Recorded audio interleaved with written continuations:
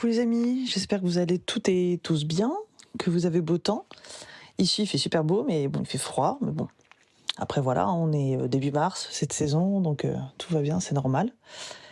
Le sujet d'aujourd'hui, donc de la dépression et du burn-out, sont tous les deux des sujets que je connais assez bien. Malheureusement ou heureusement, je ne sais pas. Toujours est-il que je connais très très bien ces deux sujets-là. Pour les avoir expérimentés personnellement, aussi bien l'un comme l'autre d'ailleurs. Donc voilà, j'avais envie d'aborder ces sujets-là, car je remarque qu'il y a énormément de gens qui confondent les deux en fait, et qui savent pas faire du coup la différence entre l'un et l'autre. Du coup voilà, je me suis dit que ça pourrait être intéressant d'en parler et de faire un point sur les différences entre les deux, afin que voilà que vous ayez les bases pour mieux vous y retrouver. C'est parti.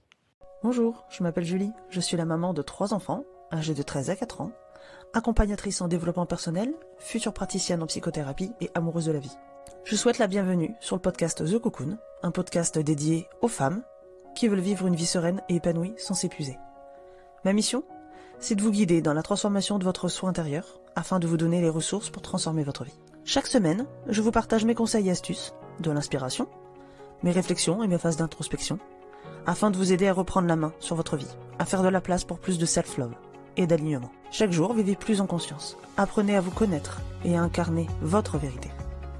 Grâce à ces épisodes, vous serez, je l'espère, prête à vivre l'une des plus belles pages de votre vie. Comme d'habitude, si vous aimez le podcast, la meilleure façon de le soutenir est de lui mettre une note de 5 étoiles sur la plateforme de podcast que vous utilisez. Ainsi, vous permettrez à d'autres personnes de le découvrir plus facilement. Ensemble, épanouissons-nous dans nos vies. Alors déjà avant toute chose, comment faire la différence entre le burn-out et la dépression ? Alors il faut savoir que la dépression, c'est une maladie psychique, et qui donc, elle prend naissance et racine dans notre cerveau. Alors que le burn-out, lui, c'est plutôt un déséquilibre physiologique avant de devenir psychologique en fait. Ok ? En cas de burn-out, vous aurez d'abord des troubles fonctionnels, comme par exemple très grande fatigue. Vous allez avoir des maux de ventre, parfois même des ulcères. Hein. Et puis un jour, il y aura d'autres douleurs qui vont apparaître. Des douleurs qui, en fin de compte, sont créées par un état émotionnel, en réponse justement à cet épuisement. Ces douleurs-là, on appelle ça des douleurs psychosomatiques. Vous avez déjà dû en entendre parler. En fait, ça signifie que nos émotions ont été tellement fortes qu'elles ont impacté notre physique, carrément. Ok ? Donc c'est vrai que pendant pas mal d'années, jusqu'à il y a finalement assez peu de temps, on entendait vraiment parler de manière négative des personnes qui avaient des douleurs justement psychosomatiques. On leur disait souvent « mais t'es fou » ou « mais t'es folle ». Mais non, mais ça c'est dans ta tête, ça n'existe pas. T'as pas vraiment mal, c'est dans ta tête, c'est psychosomatique. Alors qu'en fait, non, justement, ça devient physique parce que ça a débuté dans notre tête. Donc voilà, le burn-out, c'est un peu ça. Dans le cas de la dépression, vous allez généralement avoir des signes plutôt psychologiques, comme une grande tristesse, ok, qui semble d'ailleurs parfois même inexpliquée, et qui dure dans le temps. Vous serez assez dans la rumination aussi. Vous allez tout le temps râler et ressasser sans arrêt tout ce qui ne va pas. Vous pourrez aussi avoir des idées noires, malheureusement, qui vous amèneront doucement mais sûrement vers vraiment une grande fatigue. Si vraiment il y a un point à retenir là-dedans, c'est vraiment la grande fatigue qui précède tout ça en fait. Hein. Maintenant que vous savez en quoi consiste l'une et l'autre, je vais vous donner les 5 grandes différences entre le burn-out et la dépression. Donc la différence numéro 1, c'est le facteur déclencheur. Ce ne sera pas le même. La différence numéro 2, c'est la façon d'y faire face. La 3, c'est l'origine, d'où vient l'un et l'autre. Différence numéro 4, c'est le rapport au temps. Et la différence numéro 5, c'est les comportements et les humeurs. Pour ce qui est de la différence numéro 1, le facteur déclencheur, en fait, ça va être le premier élément qui va vous permettre de savoir si vous faites un burn-out, justement, ou bien une dépression. Lorsque vous faites un burn-out, c'est parce que vous avez rencontré un point d'arrêt, en fait. Vraiment, ça vous a mis un stop. Un jour, vous avez eu la sensation de vous prendre vraiment comme un mur, quoi. De vous effondrer, d'exploser. Votre corps et votre tête, ils vous disent stop. Ok ? Alors que quand vous êtes en dépression, c'est différent. Les choses, en fait, ils s'installent progressivement. C'est plus vicieux, on va dire. C'est plus fourbe. Si c'était une personne, la dépression, ce serait un pervers narcissique, hein, clairement, je vous le dis. Vraiment, ce serait ça. La dépression, c'est vraiment fourbe, en fait. Genre, vraiment, on le voit pas venir, en fait. Donc, c'est quelque chose voilà, qui s'immisce au fur et à mesure et qui se cumule, en fait, qui se déclare en raison d'un trauma ou justement, voilà, d'un cumul, justement. Et la tristesse, pardon, elle s'installe peu à peu et elle empire. Et parfois même, si on la traite pas à temps, elle dure. La fatigue elle s'installe, vous dormez moins, du coup vous mangez plus très bien, que ce soit qualitativement parlant ou en quantité.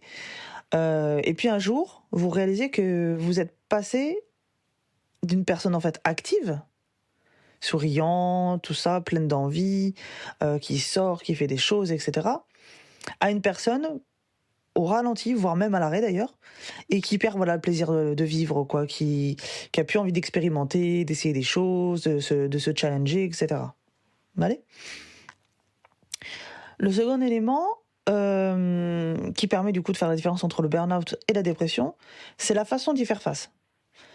Lorsque vous êtes en burn-out, vous allez refuser complètement votre état. Genre vraiment, vous êtes en mode non, c'est un déni en fait. Comme si c'est pas non, mais c'est vous, c'est pas possible, ça peut pas vous arriver. Vous voyez, c'est un peu ça. Vous allez continuer à vous activer, à préserver en fait le peu d'énergie que vous avez, même si genre vraiment il vous reste vraiment peu de choses quoi. Donc voilà, vous tentez voilà de tout surmonter cet état voilà par tous les moyens que vous avez. Donc vous êtes vraiment dans une lutte en fait contre vous-même. En revanche, quand vous êtes dans un état dépressif ou carrément dans une dépression, là vous luttez plus. Il n'y a pas de lutte en fait dans l'état dépressif, dans la dépression. Vous avez une sensation qu'il n'y a plus d'espoir, au contraire. Justement, c'est vraiment ça. C'est à l'inverse du burn-out, c'est que là, vraiment, vous êtes dans le lâcher-prise, mais pas dans le bon sens du terme. Vraiment, vous lâchez l'affaire, quoi. Il n'y a plus d'espoir, de toute façon, vous n'allez pas y arriver, vous êtes trop nus, ceci, cela. Vous avez vraiment le sentiment que vous portez un poids énorme sur vos épaules, donc vous lâchez tout, quoi. Ensuite, la différence numéro 3, on a dit que c'était l'origine. Donc, quand vous êtes en burn-out, vous savez pourquoi, en fait. Vous avez bien compris, voilà, c'est ça. Je suis en burn-out parce qu'il y a ça. Vous avez clairement une idée de la cause de votre burn-out. Vous savez, par exemple, que vous êtes à bout parce que vous avez, je sais pas moi, un travail épuisant ou qui est dénigrant, voilà, avec un patron qui est horrible, par exemple, une patronne, peu importe. Dans le cas, par exemple, souvent des jeunes mères, on dit souvent que c'est les jeunes mamans, mais bon, ça peut être les mamans, qui sont mamans, depuis plus longtemps, mais c'est vrai que majoritairement, ce sont les jeunes mamans. Vous sentez, que vous avez cette nouvelle vie qui tire quand même sur vos ressources, avec tout ce que ça engendre de devenir parent. Donc, quoi qu'il en soit, vous savez. Burn-out, on sait d'où ça vient. Alors que quand vous êtes en dépression, d'où le fait que je vous disais que c'était vachement plus fourbe, beaucoup plus, en fait, on ne sait pas réellement quel est l'élément déclencheur, on va dire. Vous pouvez avoir une vague idée, mais vous sentez dans vos souvenirs, dans votre contexte, qu'il y a quelque chose qui est plus diffus. Ok ? C'est souvent un tout. Ou bien, ça peut aussi même être la goutte d'eau qui fait déborder, justement, entre guillemets, le vase, mais le vase qui a été rempli de pas mal de choses qui vous faisaient déjà souffrir avant. Ok ? Donc ça vient pas subitement, comme d'un coup, quoi. C'est vraiment quelque chose qui arrive au fur et à mesure. C'est pour ça que souvent on le voit pas venir. Ensuite, la quatrième différence, c'est le rapport au temps. Quand on est en burn-out, et ça je peux vous le garantir les amis, je connais très très bien, on a une obsession du temps. Alors vous allez me dire, mais toi Julie, du coup t'es en burn-out tout le temps en fait. Alors non, maintenant c'est bon, mais effectivement, moi ça c'est quelque chose que je surveille beaucoup chez moi et sur lequel j'essaie de travailler parce que moi justement j'ai un gros problème avec ça. On est obsédé par le temps, on est hyperactif et on veut absolument pas perdre de temps. On doit faire rentrer en fait un nombre incalculable de tâches en une journée. Vous savez, les super to-do list à rallonge là où il y a 1000 trucs dessus. Et du coup, on dépense toute notre énergie là-dedans. Et on a besoin de compenser en fait quelque part le temps qu'on n'a pas. Ok ? Là où par exemple maintenant que je vais beaucoup mieux, moi mes to-do list, il y a 3 trucs dessus, grand max quoi. Ok, il y a pas mal de choses que je fais en pilotage automatique entre guillemets dans le sens où c'est carré, c'est des habitudes en fait. Mais par contre, je me mets que max 3 trucs sur ma to-do list. Et si c'est pas fait, c'est pas fait. C'est pas grave. c'est que ça devait pas être fait là, et puis c'est tout, ça sera fait peut-être une autre fois, mais pas dans le sens je procrastine parce que j'ai la flemme, ou ah non j'ai pas envie, ou j'ai peur. Voilà, c'est vraiment ok, c'est pas grave, lâche prise. C'est plus dans ce sens-là, ok. Et donc du coup pour en revenir sur le sujet, et du coup quand on est par contre en dépression, on n'a plus vraiment de rapport au temps, au contraire. On est spectateur de notre vie. Vous savez, on a un peu la sensation qu'on est même hors du temps. Comme si on regardait notre vie se faire, mais sans nous, quoi. Nous, on est là, on a la télé avec nos pop-corn et on regarde, en fait. C'est un film. Mais c'est pas nous. Nous, on vit pas, en fait. Du coup, on rejette complètement ce qui est arrivé vers les autres. On est vraiment dans l'évitement. Ok ? Et enfin, du coup, la 5e différence dont je voulais vraiment vous parler, qu'on peut citer du coup pour différencier le burn-out et la dépression, ça concerne les comportements et les humeurs. Quand on va être en burn-out, on va être irritable. Vous savez, on supporte plus rien. Je sais pas si vous avez déjà été en burn-out, mais vraiment c'est ça. On supporte plus personne. Genre, on peut vraiment plus encadrer qui que ce soit l'entourage professionnel ou familial. Peut-être même des fois les amis, ça peut arriver. Bon, je sais, j'ai pas eu ce problème-là, mais sinon tout le reste c'était ça. On n'arrive plus à trouver le repos. Voilà. On a même envie de fuir. Voilà. Par moments, on en est presque rendu à vouloir fuir. Alors que quand on est en dépression, on est plutôt dans l'indifférence. C'est comme si, en fait, moi je me souviens quand je suis passée il y a très très très longtemps, hein, c'était avant d'avoir mes 2 enfants, de connaître mon mari, etc. J'avais vu le psy et je lui avais dit, je me souviens très très bien de cette phrase, je lui avais dit j'ai l'impression d'être morte de l'intérieur. Voilà, d'être une marionnette qui bouge par le biais de quelqu'un d'autre, je sais pas qui, mais je bouge. Je fais ce que j'ai à faire, je suis en mode pilotage automatique, je réfléchis même plus. Mais par contre, à l'intérieur, c'est vide, il n'y a plus rien. C'est mort, en fait. Et ben là, c'est ça. En fait, on est vraiment dans l'indifférence. On n'a plus d'intérêt pour les autres et on est tellement... En fait, on est constamment fatigué, on est épuisé. En fait, c'est ça, la dépression, c'est vraiment ça. Et là où les deux, par contre, vont se rejoindre, c'est dans l'humeur. L'humeur d'une personne en burn-out et l'humeur d'une personne en dépression sont sensiblement les mêmes. Les deux n'ont plus aucune estime de soi. Ok ? On n'a plus confiance en nous. La vie, elle nous semble tellement triste et morose que, de toute façon, enfin voilà, on est vide. À ce niveau-là, on est vide. Du coup, on se dévalorise beaucoup, on a du mal à voir la fin. Les éléments de la tristesse, évidemment, sont beaucoup plus forts pour une personne dépressive, évidemment, qui vit la tristesse vraiment comme une véritable douleur sourde, entre guillemets, au quotidien, quoi. D'ailleurs, tiens, pour la petite info historique, on va dire, sur le sujet, c'est que dans les années 50, les psychiatres européens, en fait, ils ont décrit une forme particulière de dépression, eux, à l'époque, ils ont appelé la dépression d'épuisement, qu'ils ont, eux, observé principalement chez les personnes perfectionnistes, justement, qui sont soumises à des fortes responsabilités professionnelles. Et le terme burn-out, il est apparu seulement dans les années 70, grâce à une psychologue américaine, Christina Maslach. Et elle a décrit ça comme un syndrome qui est composé de 3 dimensions indépendantes, et ça c'est très intéressant. C'est l'épuisement émotionnel, donc, du burn-out, la dépersonnalisation et le défaut d'accomplissement. Et ça, les gars, je vous jure, moi c'était exactement ça.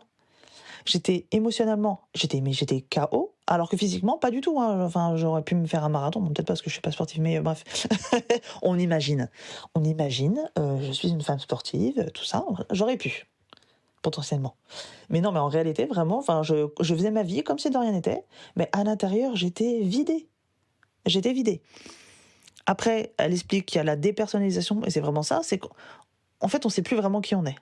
C'est-à-dire que moi, en dehors, si on enlevait mon rôle d'épouse et de mère, je savais plus qui j'étais. Hein. J'ai oublié que j'étais déjà de base une personne. Et qu'après, je suis devenue une mère, je suis devenue une épouse, etc. Mais de base, je suis déjà quelqu'un. Sauf que quand on est dans le burn-out, on oublie tout ça. Et du coup, ça va un peu ensemble, mais il y a le défaut d'accomplissement dont elle parle aussi, cette psychologue-là. Et moi, c'était exactement ça aussi, c'est que je me sentais pas accomplie, quoi. Je veux dire, si on m'enlevait effectivement ce rôle de mère, notamment, et accessoirement d'épouse aussi, mais surtout mon rôle de maman, si on m'enlevait ça, mais qu'est-ce qui me restait ? Je me sentais pas accomplie dans tous les autres domaines de ma vie. Donc c'est vraiment ça. Et du coup, elle a remarqué que le burn-out, touche pas uniquement la sphère professionnelle, mais aussi ce qu'on appelle l'épuisement maternel, donc le burn-out maternel, qu'on appelle aussi l'épuisement parental. Parce qu'on sait bien qu'il y a aussi les papas qui sont touchés, mais c'est vrai que c'est majoritairement les femmes. Donc ensuite, vous allez me dire, oui, mais qui est-ce qui est concerné par le burn-out ou la dépression? Est-ce qu'il y a un truc qui fait qu'on va plus être touché que d'autres? Alors, en fonction de son mode de vie, je ne vais pas vous le cacher, et sur une base héréditaire, il y a certaines personnes qui vont avoir un terrain, on va dire, plus propice à l'installation du burn-out ou d'une dépression. Bon, c'est pas, faut pas être fataliste là-dessus, hein, c'est pas t'es comme ci, t'es comme ça, donc c'est sûr, obligé, tu vas l'avoir dans ta vie. Non, mais le terrain est plus favorable, malheureusement. Donc c'est vrai que si vous avez un mode de vie où vous avez pas de temps pour vous prenez jamais de temps pour vous vivez que pour les autres, etc. Bon, il y a que votre boulot et votre famille, et qu'à côté de ça, pour vous-même, toute seule, vous faites rien. Le terrain est déjà bien propice. Si vous avez en plus de ça un boulot ultra prenant, avec des responsabilités de fou, etc., le terrain est bien propice. Et en plus, bien évidemment, il y a l'hérédité. Donc par exemple, on a pu voir apparaître le burn-out chez la femme beaucoup plus fréquemment que chez l'homme. Il y a quand même 42% des femmes qui déclarent avoir fait, plus souvent que les hommes, un burn-out. 42%, c'est quand même énorme sur la population mondiale, quoi. Ça peut s'expliquer effectivement par la charge mentale. Autant dans la vie personnelle que liée à la maternité. Quand je dis personnelle, c'est l'intendance, etc. On va pas se cacher que c'est quand même les femmes, même en 2023 encore, qui font le ménage, font le repassage, font les courses, gèrent les papiers, etc. L'organisation de la vie de la famille, tout. Je sais pas comment c'est chez vous, dites-le moi en commentaire, ça m'intéresse. Mais je sais qu'ici c'est ça. Voilà. Et pourtant il a 2 mains, 2 pieds, un cerveau comme tout le monde, il sait utiliser ses mains, il n'y a pas de souci. Mais c'est comme ça. Chez nous c'est ça aussi. Et voilà, et pourtant Dieu sait qu'on est bien informé à la maison, mais bon, c'est un fait. Les personnes concernées par le burn-out, donc avant de vous expliquer quels sont les facteurs qui pourraient vous prédisposer à la dépression ou au burn-out, je pense qu'il est essentiel que vous soyez d'abord rassurés et de savoir que il faut pas être fataliste en fait. Même si vous êtes dépressif, vous faites une dépression, vous faites un burn-out, c'est ok. C'est pas fichu pour fichu, ok. C'est possible de s'en sortir. Il y a plein de solutions aujourd'hui. Il y a plein de gens comme moi qui sont là pour vous aider, etc. La seule chose, c'est qu'il faut accepter l'aide qui vous est proposée et que vous méritez d'avoir. Ok. Mais à partir de là, il n'y a aucun problème. On s'en sort toujours. Il n'y a pas de problème. Donc ensuite, pour ce qui est des principaux facteurs qui nous prédisposent au burn-out, moi je vais vous en donner 3. Ok, 3 pour le burn-out et 3 pour la dépression, pardon. Je reçois des messages en même temps que je travaille, c'est merveilleux. C'est très pratique. Donc pour le burn-out, je dirais que le premier, ce serait un peu ce qu'on appelle un peu beaucoup même d'ailleurs, ce qu'on appelle le syndrome du sauveur, qui reviendrait un peu en tête de liste. Je sais pas si vous voyez ce que je veux vous dire. C'est, vous savez, si vous êtes du genre à être celle ou celui qui a besoin d'être indispensable aux autres, à répondre à un appel d'offres en 48 heures, vous voyez, à trouver une idée dans des situations désespérées au boulot, à être partout en même temps pour aider un maximum de monde. Bon, ça c'est un des premiers facteurs. Le deuxième, ce serait la capacité à prendre du recul. Si vous avez perdu votre capacité à prendre du recul sur les situations, par exemple, vous n'arrivez plus à vous observer. Et donc là, c'est un problème. C'est que du coup, vous avez plus le visu sur ce que vous ressentez, sur les signaux que votre corps aussi vous envoie, etc. Du coup, vous avancez à l'aveugle, et au lieu d'écouter justement les signaux que votre corps vous envoie, les signaux d'épuisement, qui sont pourtant évidents, comme la fatigue, les maux de tête, l'irritabilité, parfois même les ulcères, comme je disais, les difficultés d'endormissement, etc. Au final, votre vie professionnelle ou votre rôle de mère, ou même un autre, si on va dire que c'est les 2 principaux, ils ont pris le dessus. Et du coup, votre vie, vos besoins, vos envies, toutes les choses qui vous font du bien, en fait, ils ont disparu sous la vague de tâches à réaliser pour votre travail ou votre vie de famille. Et vous avez plus ce qu'on appelle, vous savez, le fameux équilibre vie pro, vie perso. Et même si le travail et la maternité, votre parentalité sont des sources d'épanouissement, certes, pour certaines, attention, c'est pas le cas pour tout le monde, hein, et c'est ok. Ils doivent pas être les seuls moyens pour vous d'aller bien, ok? Il faut être capable de pas avoir besoin de qui que ce soit pour être bien. Ça pourrait être un autre sujet aussi, mais voilà. Juste entendez bien ça, c'est important de pas vous arrêter à ça, quoi. Et enfin, le troisième facteur dont je voulais vous parler, c'est le besoin de reconnaissance. Votre travail est une source d'épanouissement, de motivation, ok. C'est aussi un moyen de se sentir considéré, bon, d'être respecté. Enfin, idéalement, hein, bien sûr, hein, quand tout se passe bien au boulot, parce que malheureusement, c'est pas le cas dans toutes les boîtes. Ou d'être reconnu, voilà, pour vos compétences, vos qualités relationnelles, vos idées, etc. En revanche, lorsque ces besoins-là se transforment en addiction, eh ben, le problème, c'est que là, l'équilibre, il est rompu, quoi. Donc, il ne faut pas confondre la reconnaissance liée à votre mission et la reconnaissance liée à la personne que vous êtes. Ok ? C'est deux choses différentes. Même si demain, vous avez pu votre mission, votre travail, etc., ça ne fait pas de vous quelqu'un de moins bien. Ok ? Ça, c'est important. Maintenant, pour ce qui est de la dépression, les 3 principaux facteurs dont je voulais vous parler, qui favorisent du coup grandement son émergence, il y a donc les personnes, malheureusement, qui ont une personnalité, ce qu'on appelle orientée problème. Donc, autrement dit, les pessimistes. Un exemple. Est-ce que vous faites partie de ceux qui analysent les situations sous leur angle négatif, du style il pleut? Ça, c'est un fait. Le fait, c'est il pleut. Vous, si vous êtes une personne, justement, comme je vous le disais, plutôt pessimiste, vous aurez tendance à vous dire ah oui, il pleut, merde. Du coup, je suis fichu, hein, tout mon programme tombe à l'eau. Du coup, ma journée, elle est foutue. Voilà, je peux plus rien faire de ma journée. Du coup, voilà, non, puis je vais être déprimée là en plus, parce que il pleut, quoi. Du coup, je vais pas être bien.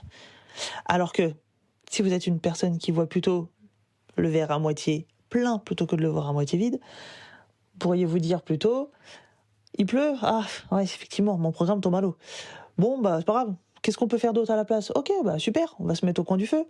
Ok, super, ça va être l'occasion que le ciel arrose le potager. Super, ça me fera de l'économie d'eau. Impeccable. Super, il pleut? Pas de souci, ça va me faire une journée jeu de société avec les enfants, lecture, enfin bref, ce que vous voulez. Dans du négatif, il y a quand même du positif, il suffit de le voir. Sauf que effectivement, les personnes qui sont prédestinées à être orientées problème, donc les pessimistes, ont du mal. Est-ce que vous ressentez systématiquement de l'angoisse ou du pessimisme à la vue d'une nouvelle épreuve? Ok ? Là déjà, voilà. Ce comportement orienté problème, il est bien souvent le résultat d'un mécanisme inconscient qui s'est construit durant votre enfance. Ça peut être causé par des parents qui fonctionnaient comme ça, de la même façon, donc de manière pessimiste, négative, etc. Ou bien aussi en raison d'expériences douloureuses. Et le truc, c'est que du coup, à l'âge adulte, si ça n'a pas été réglé pendant l'enfance, ce qui est malheureusement souvent le cas, à l'âge adulte, vous allez continuer à cultiver, en fait, ce comportement pessimiste. Et ces pensées négatives, sans même vous en apercevoir, hein, ça va être vraiment dans votre inconscient. Hein. Du coup, voilà, si en plus, généralement, ce type de personnes-là, vous vivez avec des nombreuses croyances limitantes qui vont favoriser du coup l'émergence d'une dépression ou ce qu'on appelle d'un état anxio-dépressif. Le deuxième facteur, c'est la consommation anormale d'alcool. C'est un sujet qui est compliqué, qui est très important et malheureusement, j'ai l'impression qu'on n'en fait pas encore assez à ce niveau-là, mais bon. Voilà, si vous prenez votre verre de manière ritualisée, je dirais. C'est-à-dire que c'est même pas une question de quantité. Enfin, il peut y avoir la quantité évidemment, mais si vous prenez, par exemple, une caisse le vendredi soir, le 1er février, voilà, c'est une chose. Si après ça s'arrête là. Par contre, quand vous prenez une caisse tous les week-ends, je vous le dis les amis, c'est pas bon. Si vous avez évidemment un souci avec la quantité, ça c'est une chose, mais Là où ça devient plus fourbe, plus vicieux, c'est quand vous avez l'impression que vous buvez finalement pas grand-chose, parce que vous prenez juste un verre le vendredi soir avec les amis, avec les collègues, pour fêter la fin de la semaine, pour décompresser, pour fêter le week-end. Euh, Au fur et à mesure, vous avez besoin de votre verre. Vous avez besoin, par exemple, de votre verre à la pause déj du midi, pour couper votre journée. Quand vous mangez avec les collègues, par exemple. Vous avez besoin de vos verres le soir pour oublier votre journée. Bref, vous avez compris, cette consommation va devenir un réel besoin dans votre routine pour que vous puissiez vous sentir bien. Parce que votre cerveau, il va vous en réclamer, hein. Ça reste du sucre, hein, quand même, il faut le savoir. Le cerveau humain est prédestiné et prédisposé à aimer le sucre. Donc si vous lui donnez du sucre, le gars, il va vous demander du sucre. C'est automatique. D'où l'intérêt de faire très attention à la qualité du sucre qu'on va lui donner. Ça veut dire qu'on évite de donner à notre cerveau, donc à notre corps, du sucre autre que le sucre des fruits. Ok. Et quand je dis fruits, c'est les fruits frais. Hein. Pas ouais, mais j'ai bu du jus de pomme, ça compte? Non, ça compte pas, les gars. Ça compte pas du tout. Parce qu'en fait, vous avez besoin des fibres. Parce que le sucre, quand il arrive dans votre sang, s'il n'y a pas les fibres, il va passer tellement vite dans le sang que ça va pas être bon. Voilà. Bref, on n'est pas là pour parler d'alimentation, même si c'est un sujet qui me passionne parce que je me suis formé dessus aussi, donc j'aime beaucoup. Mais sachez-le, le problème de l'alcool, c'est ça en fait. Hein, c'est outre la quantité d'alcool, l'alcool même pur qu'il y a dedans, c'est le sucre aussi. Et je parle pas que pour une question de surpoids. Hein. C'est vraiment parce que ça bousille le cerveau. Hein. Donc voilà, il faut faire bien attention que ça risque de devenir un besoin dans votre routine pour vous sentir bien. On dit souvent que la consommation d'alcool est une conséquence de la dépression. Mais en réalité, elle vient plutôt favoriser l'entrée en dépression. C'est plutôt l'inverse, vous voyez. Et vous savez déjà sûrement, mais la surconsommation d'alcool, elle augmente les conduites à risque. Elle augmente le déni de la réalité. Et elle augmente aussi, de manière assez importante, le risque de suicide, évidemment, puisqu'en fait, on n'a plus les idées claires. En fait, le problème de l'alcool, c'est que ça va renforcer tout ce qu'en fait, on aurait tendance à vouloir éviter en prenant l'alcool, justement. C'est ça le problème, c'est qu'on pense prendre un verre pour oublier nos soucis, sauf qu'en fait, elle les renforce dans le sens où, psychologiquement, elle les renforce. Évidemment, si, je sais pas, vous prenez un verre parce que vous êtes en dépression, parce que vous avez, ça va pas avec votre mari ou votre femme, ou vous avez divorcé, ou bref, que sais-je. Bon, bah, vous n'allez pas avoir plus de divorces avec votre mari, enfin, vous voyez, c'est pas possible. Par contre, vous allez être encore plus mal sur ce sujet-là, psychologiquement parlant, parce que vous avez bu. Ok ? Donc voilà, c'est très important, et en plus elle renforce le repli, l'isolement sur soi-même, quoi. Donc ça, c'est un gros problème, elle nous met en marge du groupe. L'être humain étant un animal grégaire, on a besoin des autres, des autres, c'est très très important. Les gens qui vivent seuls, je vous le dis les amis, hein, c'est pas des gens heureux, hein. Très rarement. C'est une fausse, c'est une façade. Les gens qui donnent l'impression d'être heureux en vivant tout seul, reclus de tous, non. Ils sont pas réellement heureux, ces gens-là. Et donc voilà, il est vraiment important de prendre ça au sérieux, cette surconsommation d'alcool. D'autant plus que dans notre société, on a tendance à percevoir les gens qui boivent pas comme des gens qui ne savent pas vraiment profiter de la vie, vous voyez, ou qui savent pas s'amuser. Ça aussi, on l'entend souvent. Ou alors, je sais pas, ils sont forcément musulmans. Voilà, c'est les 3 cases dans lesquelles on les met. Soit des musulmans, parce que bah oui, il y a que qui boivent pas, ça va sans dire. Bah non, en fait, il y a aussi plein de gens qui boivent pas sans être croyants ou quoi que ce soit. Donc on les met soit dans la case musulman, soit dans la case pas drôle, tu sais pas t'amuser, soit dans la case t'es pas un bon vivant, quoi. Tu ne sais pas profiter des plaisirs de la vie. Voilà. Or, on peut très bien être fun, on peut très bien aimer la vie, être épicurien, etc., sans se prendre des caisses tout le week-end, quoi. Ok. Sans avoir besoin. Besoin.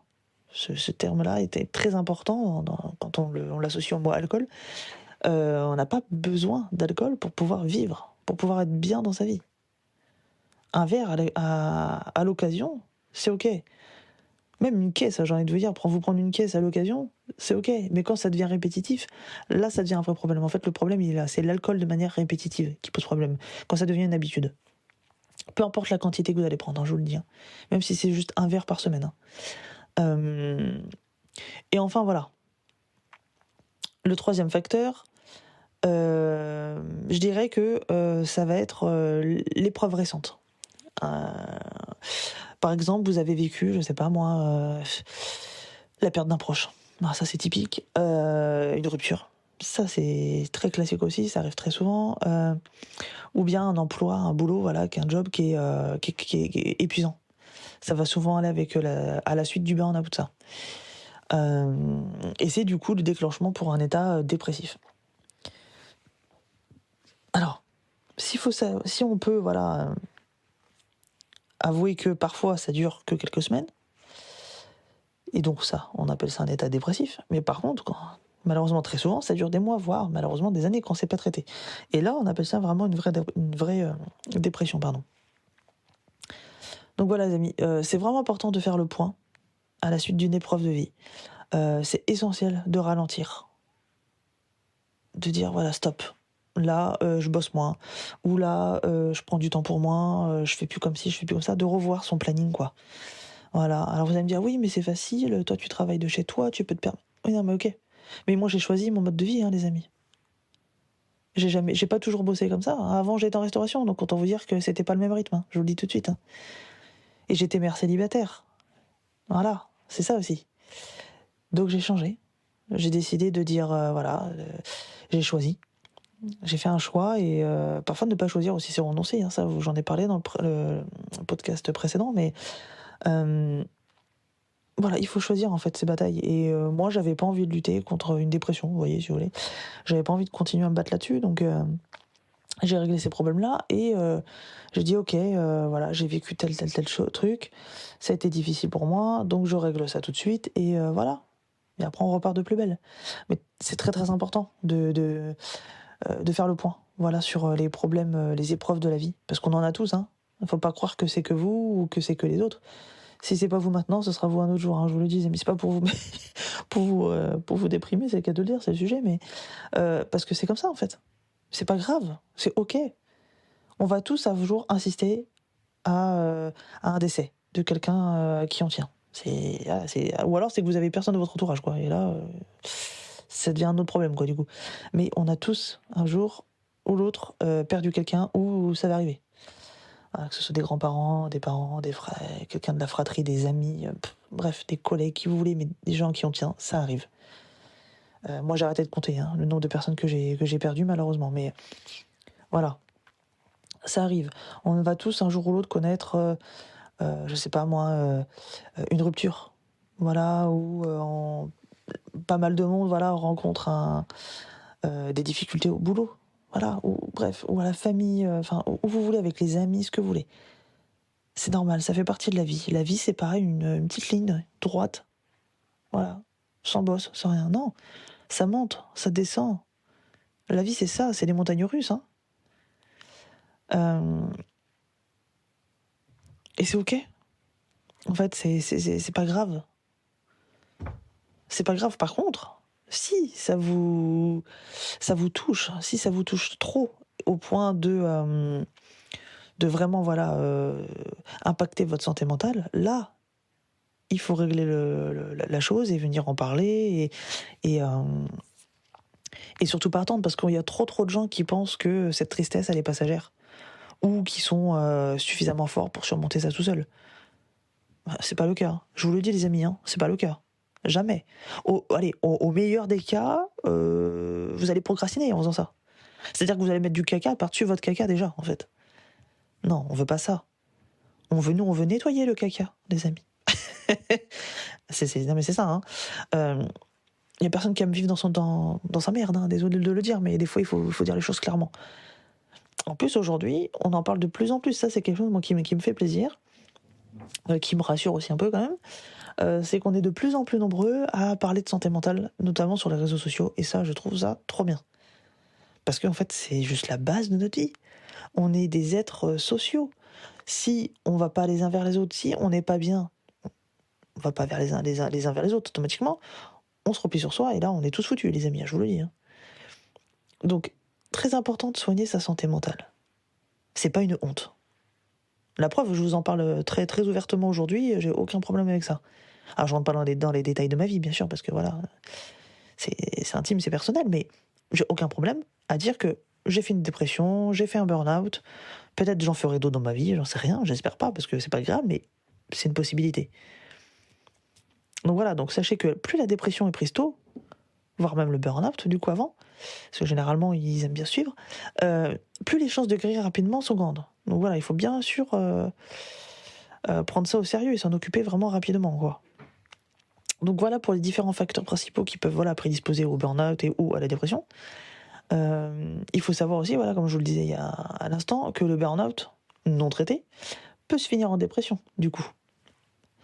D'où l'intérêt de prendre en charge sa santé mentale rapidement et d'accepter l'aide dont vous avez besoin et que vous méritez. Voilà, c'est important.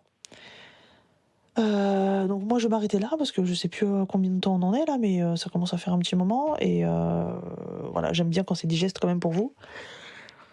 Mais voilà, c'est un sujet qui est très très très important et je remercie Amandine qui se reconnaîtra peut-être si elle écoute ce podcast, qui m'a inspirée sur cet épisode parce que c'est vrai que c'est un sujet que j'aurais pu aborder déjà il y a longtemps ou que j'aurais peut-être abordé plus tard, j'en sais rien, mais là c'est arrivé là parce que j'ai eu une discussion avec elle et qu'elle m'a rappelé ce sujet et je la remercie bien là-dessus. Donc les amis, surtout prenez soin de vous pour pouvoir prendre soin des autres, c'est important. J'espère que cet épisode il vous aura fait du bien, il vous aura fait plaisir. Si c'est le cas, n'hésitez pas à le partager parce que certainement qu'il peut servir à d'autres si vous a servi à vous. En tout cas, je l'espère. Moi, en tout cas, j'ai pris grand plaisir à le faire pour vous, en espérant qu'il vous fera du bien. Et voilà. Sur ce, je vais bosser sur le prochain épisode, du coup. Et voilà. Et je vous embrasse fort de loin. Et je vous dis à très bientôt. Prenez soin de vous. Bye.